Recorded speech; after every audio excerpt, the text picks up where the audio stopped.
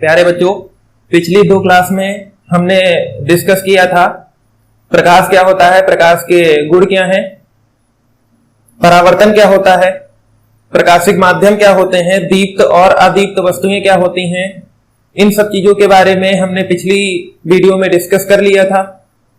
आज की इस वीडियो में हम डिस्कस करेंगे कि दर्पण क्या होता है, दर्पण कितने प्रकार के होते हैं और दर्पण से रिलेटेड जो भी हमारी डेफिनेशंस हैं उनके बारे में हम इस वीडियो में डिस्कस करेंगे। और साथ ही जो हमारे दर्पण से बनने वाले जितनी भी स्थितियां होंगी उनके बारे में भी हम इस वीडियो में डिस्कस करेंगे।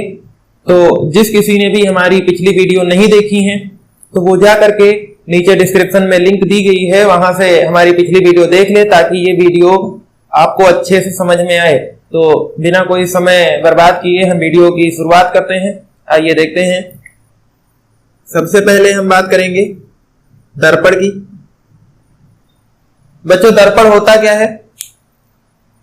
दर्पण कोई भी कांच का एक टुकड़ा होता है जिसके एक साइड पर हम पेंट कर देते हैं। वो भी पेंट किसकी होनी चाहिए? सिल्वर की पेंट होनी चाहिए। और उसके ऊपर में लाल ऑक्साइड का लेप चढ़ा दिया जाता है तो क्या बन जाता है? दर्पण बन जाता है। और उसका जो दूसरा वाला पृष्ठ होता है वो परावर्तक पृष्ठ होता है। डेफिनेशन हम यही लिखेंगे, यदि किसी कांच के टुकड़े पर एक तरफ सिल्वर की पेंट करके लाल ऑक्साइड का लेप चढ़ा दिया जाए और दूसरा वाला जो पृष्ठ हो वो परावर्तक पृष्ठ हो तो वो क्या बन जाएगा? दर्पण बन जाएगा। अब अगर दर्पण के हम प्रकारों की बात करें तो दर्पण मुख्यतः कितने प्रकार के होते हैं बच्चों? 2 प्रकार के। पहला हो जाता है हमारा समतल दर्पण और दूसरा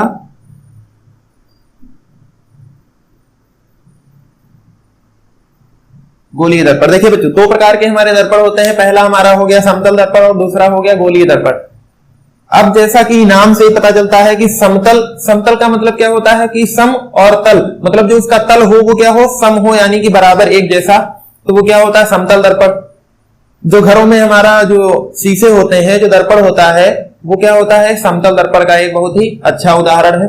गोलीय दर्पण क्या होते हैं? गोलीय मतलब जो गोल होते हैं, जिनका पृष्ठ क्या हुआ होता है? घुमा हुआ होता है, वो क्या गोलीय दर्पण के अंतर्गत आते हैं। अगर हम डेफिनेशन की बात करें तो समतल दर्पण की अगर हम डेफिनेशन की बात करें तो ये कांच का एक समतल टुकड़ा होता है जिसके एक भाग पर सिल्वर की पेंट करके लाल ऑक्साइड का लेप चढ़ा दिया जाता है और दूसरा वाला भाग परावर्तक तल होता है। अगर गोलीय दर्पण की बात करें तो ये कांच के गोले का कटा हुआ भाग होता है। यहां पर बच्चों एक चीज समझने वाली बात है, जो गोलीय दर्पण होगा, देखिए बच्चों, जैसे ये कांच का गोला है, इसको हम एक साइड से अगर हम कट कर लेंगे तो ये वाला जो इतना हमारा पोर्शन निकल के आया, देखिए ये चीज इधर से अगर हम जैसे इस तरीके से कट लें, ये जी, तो ये हमारे क्या हो जाएंगे? कांच के टुकड़े हो गए जिनको हमने काट लिया। अब क्या किया जाता है? देखिए बच्चों, गोलीय दर्पण में क्या होता है? कांच के किसी खोखले गोले के कटे हुए भाग के एक पृष्ठ पर सिल्वर की पेंट करके लाल ऑक्साइड का लेप चढ़ा दिया जाता है और दूसरा वाला जो पृष्ठ होता है वो परावर्तक पृष्ठ होता है। तो क्या कहलाता है? ये गोलीय दर्पण। अब देखिए बच्चों, जैसे ये गोलीय दर्पण है, इसके एक पृष्ठ पर हमने क्या कर दी? सिल्वर की पेंट कर दी। अब देखिए यहां से 2 तरीके बने। देखिए एक जो हमारा बना है इसमें जो उभरा वाला परावर्तक पृष्ठ है उस पर पेंट की गई है और जो दूसरा वाला हमारा बना है उसमें जो धंसा वाला भाग है अंदर उस पर पेंट की गई है। तो इसी के आधार पर अगर हम डिवाइड करें तो गोलीय दर्पण भी हमारे कितने प्रकार के होते हैं? 2 प्रकार के। पहला हो जाएगा अवतल दर्पण और दूसरा क्या हो जाएगा? उत्तल दर्पण। अब यहां से देखिए समझ में आ गया बच्चों कि जो गोलीय दर्पण होता है वो भी कितने प्रकार के होते हैं? 2 प्रकार के, एक उत्तल दर्पण और दूसरा अवतल दर्पण। अगर हम अब उत्तल दर्पण की बात करें, अगर उसकी डेफिनेशन की बात करें उत्तल दर्पण की, तो क्या लिखेंगे? यह एक कांच के खोखले गोले का कटा हुआ भाग होता है जिसके अंदर धसे वाले भाग पर सिल्वर की पेंट की जाती है और लाल ऑक्साइड का लेप चढ़ा दिया जाता है और जो उभरा वाला भाग होता है वो क्या होता है? परावर्तक पृष्ठ। जैसे ये वाला हमारा फिगर जो बना हुआ है ये क्या है? उत्तल दर्पण। देखिए इसमें जो अंदर धसा वाला भाग है उस पर पेंट की गई है और जो बाहर वाला भाग है वो परावर्तक पृष्ठ है। इसी तरीके से अगर हम अवतल की बात करें तो अवतल क्या होता है? यह कांच के खोखले गोले का कटा हुआ भाग होता है जिसके उभरे हुए भाग पर सिल्वर की पेंट की जाती है और लाल ऑक्साइड का लेप चढ़ा दिया जाता है और जो अंदर धसा वाला भाग होता है वो क्या होता है, परावर्तक पृष्ठ होता है। तो ये हमारा क्या हो जाएगा, अवतल दर्पण। ये समझ में आ गया बच्चों। अब आगे हम देखते हैं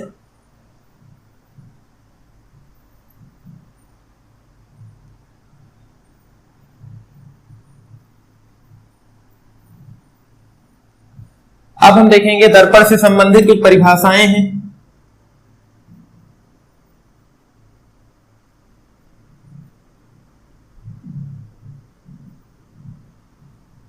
प्रमुख जो परिभाषाएं हैं उसमें सबसे पहली परिभाषा क्या होगी, देखिए सबसे पहले हम डायग्राम से समझेंगे। कोई भी एक डायग्राम बना लीजिए, चाहे उत्तल दर्पण का डायग्राम बना लीजिए चाहे अवतल दर्पण का, दोनों से जो डिफिनीशन होती है वो दोनों एक ही होती है, चाहे हमारा डायग्राम जो भी हो। देखिए ये हमने डायग्राम बना लिया। ये जो हमारी समतल सीधी लाइन है ये इसको जहां पर कट करेगी, ये इसको हम किससे डिनोट करते हैं, P से। ये हमारा F हो जाएगा और ये हमारा क्या हो जाएगा, C। ठीक है, अभी इसको हम समझा देंगे, पहले देख लीजिए। देखिए अब जो ये C है इसको हम क्या बोलते हैं, सेंटर। F जो है वो फोकस हो जाता है और जो P होता है वो पोल हो जाता है, यानी कि ध्रुव। अब अगर हम डेफिनेशन की बात करें तो ध्रुव की डेफिनेशन क्या होती है, पोल नंबर 1।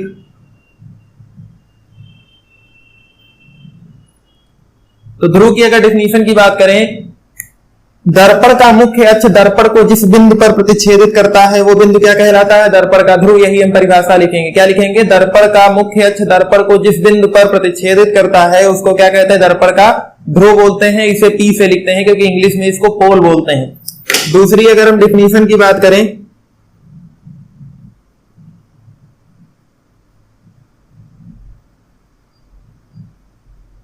वक्रता केंद्र, इसको किससे हम लिखते हैं, C से, सेंटर ऑफ कर्वेचर। जो वक्रता केंद्र होता है उसको क्या हम परिभाषा उसकी क्या लिखेंगे, गोलीय दर्पण जिस खोखले गोले का कटा हुआ भाग होता है उस खोखले गोले के केंद्र को ही क्या बोलते हैं, उस दर्पण का वक्रता केंद्र बोलते हैं। जैसे ये हमारा दर्पण है, अगर इसको हम बढ़ा कर दें तो ये जो हमारा हो जाएगा, ये क्या हो जाएगा, दर्पण का वक्रता केंद्र, और ये उस गोले का केंद्र है जिससे ये काटा गया है। समझ में आ गई डेफिनेशन कि गोलीय दर्पण जिस खोखले गोले का कटा हुआ भाग होता है उसके केंद्र को दर्पण का वक्रता केंद्र बोलते हैं। अब अगर हम बात करें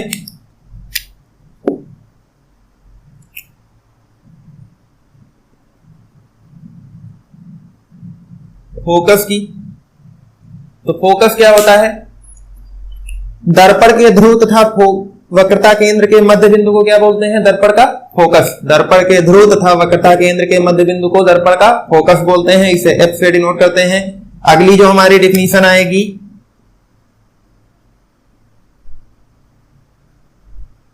फोकस दूरी।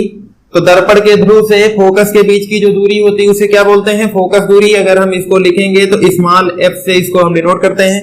अगली जो हमारी आएगी पांचवी डेफिनेशन, वक्रता त्रिज्या।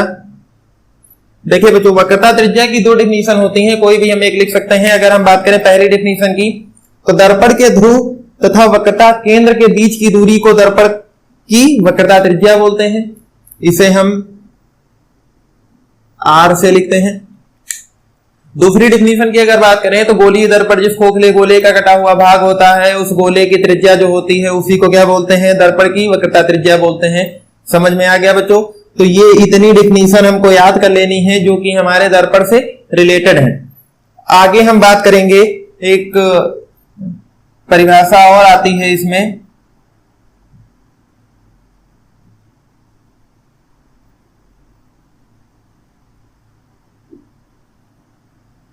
पार्श्व परावर्तन। देखिए बच्चों, पार्श्व परावर्तन क्या होता है, अगर हम डेफिनेशन की बात करें तो यदि हम किसी समतल दर्पण के सम्मुख खड़े होते हैं तो हमारा जो बायां हाथ है वो दायां हाथ प्रतीत होता है और जो दायां हाथ है वो बायां हाथ प्रतीत होता है। यानी कि इसमें क्या होता है, जो साइड होती हैं वो चेंज हो जाती हैं, दायां बायां दिखाई देने लगता है और बायां दाहिना दिखाई देने लगता है। इसी घटना को क्या बोलते हैं, पार्श्व परावर्तन। जो समतल दर्पण होता है, आप लोग चेक कर लीजिएगा, जो घरों में दर्पण होता है जिसमें अपना चेहरा देखते हैं उसमें क्या होता है कि उल्टा दिखाई देता है हमको, अपोजिट डायरेक्शन जो होती है उसकी साइड जो होती है वो अपोजिट दिखाई देती है। तो इसी घटना को हम क्या बोलते हैं, पार्श्व परावर्तन। समझ में आ गया बच्चों। उम्मीद करते हैं कि वीडियो समझ में आई होगी। इसी के साथ हमारा जो साइंस का पहला चैप्टर है वो समाप्त होता है। अगर कुछ भी ना समझ में आया हो, हमारी तीनों वीडियो में जो इस चैप्टर के 3 वीडियो हमने बनाई हैं उसमें कुछ भी अगर ना समझ में आया हो तो नीचे कमेंट बॉक्स में कमेंट जरूर करिए। हम पूरी कोशिश करेंगे कि आपके कमेंट का आंसर दे सकें, या फिर अगर कुछ ऐसा होगा तो हम अगली वीडियो में उसको फिर से एक्सप्लेन कर देंगे। अगर वीडियो पसंद आई हो तो वीडियो को लाइक कीजिए, हमारे चैनल को सब्सक्राइब कीजिए और साथ में बेल आइकन भी दबाइए ताकि हमारी आने वाली वीडियो की नोटिफिकेशन आप तक सबसे पहले पहुंचे। देखते रहिए AB सॉल्यूशन।